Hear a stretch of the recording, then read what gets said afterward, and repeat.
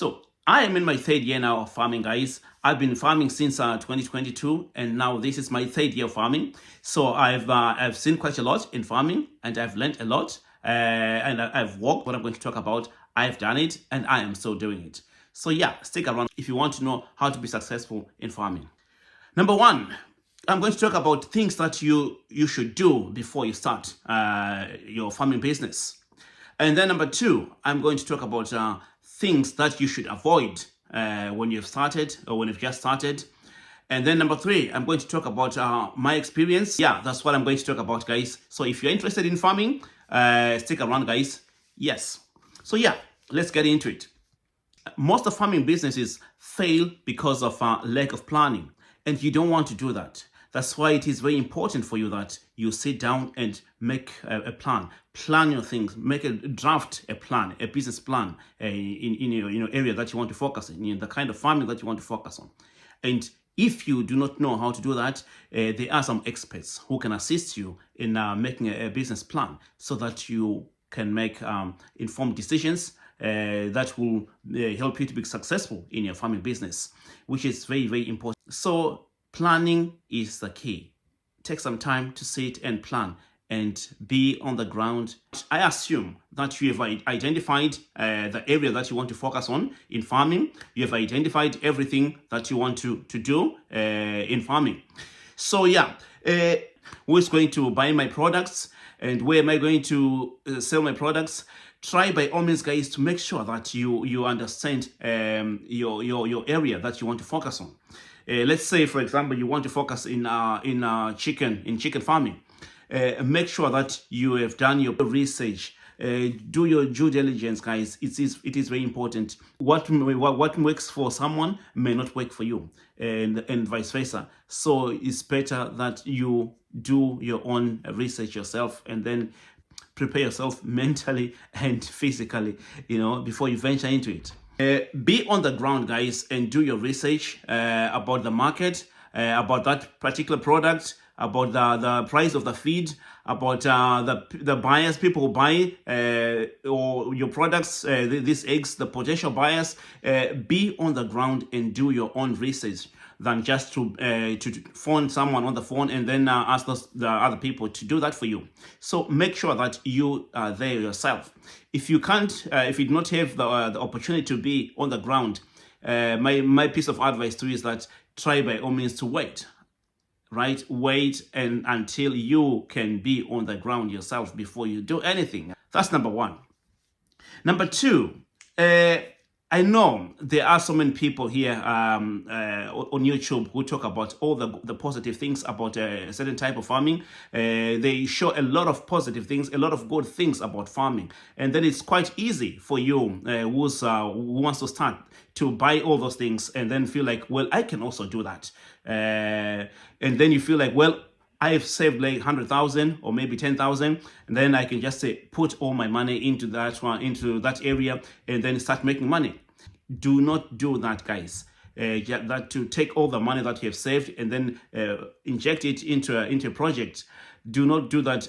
If you do that, guys, you will end up being one of those people out there who hate anything that has to do with farming, would not want to hear anything about farming simply because they lost all their hard-earned cash, hard-earned money that they'd saved for many, many years, and then they lost it just like that. Because they felt like they could do it simply because other people were doing it or other people were quite successful in those areas. And then they felt like, well, let me go big. Since everyone talks about that it's a game of numbers. So if you want to make it, go big. And then they did the same thing and then they lost everything. So if you want to be successful, guys, in farming, do not do that. Right? It doesn't really matter how much money you have saved. Try by all means to start small. You have heard this so many times, but it's very, very true, guys. Start very, very small. Start by like a pilot project, whereby you just run it for some years, a year or so. Just running that pilot project, even though you know that you do have quite a huge sum of money that you have saved for this project.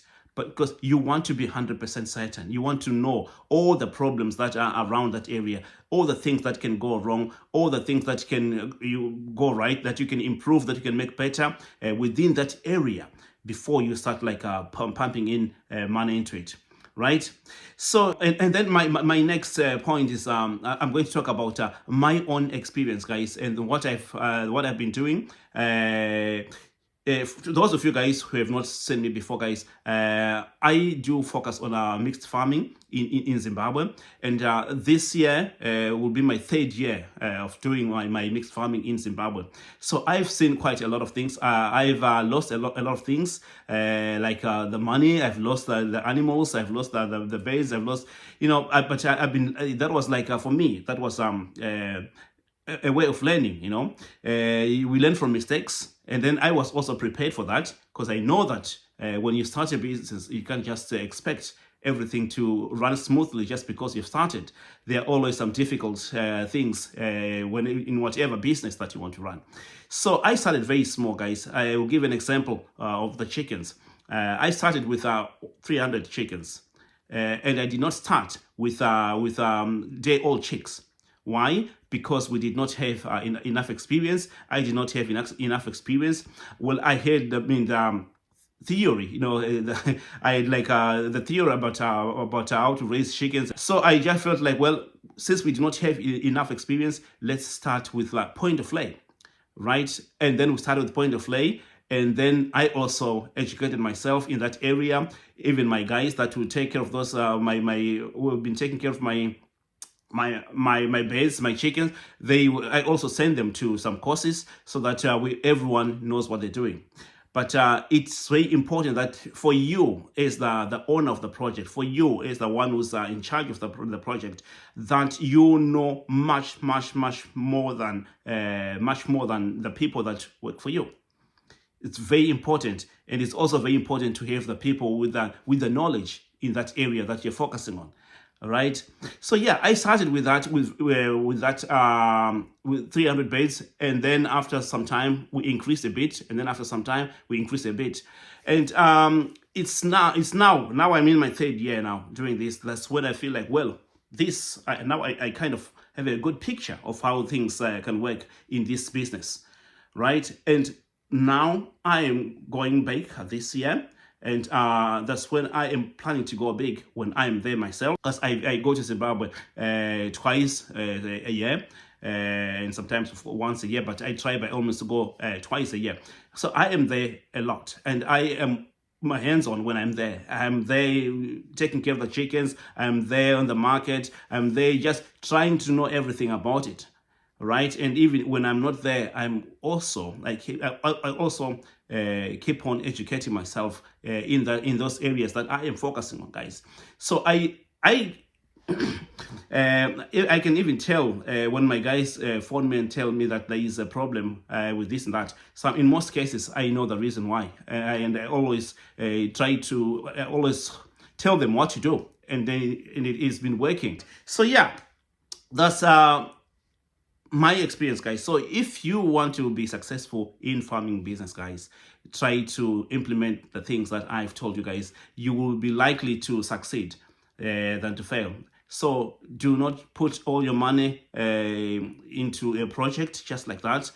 Try to use maybe 10 to 20% of that money that you've saved for the business, and then you see how it goes. And then, like I said, pilot project that you give maybe a year or 2 years. Or 3 years, like in my case, this is a 3rd year, all right? And now that's when I'm feeling like, well, now I know, now I can go big, now I can expand, right? Because I've started everything, like all these areas that I'm focusing on. We've been working with that, we've been like experimenting, and then we know how things work now. And we know things, we know what to avoid, what to do, and what not to do in our area. So guys, if you do this, guys, you will be successful in your farming business, guys. So yeah, thank you guys for watching, and thank you guys to all my returning subscribers. Thank you guys for keep coming back to my channel, and to those of you who have just come across my channel, guys, please subscribe so that you won't miss out on all the farming content that I post on this channel, because I only talk about farming, mixed farming, different kinds of farming on this channel. So if you're interested in farming, keep following this channel. And thank you for watching. Cheers, bye.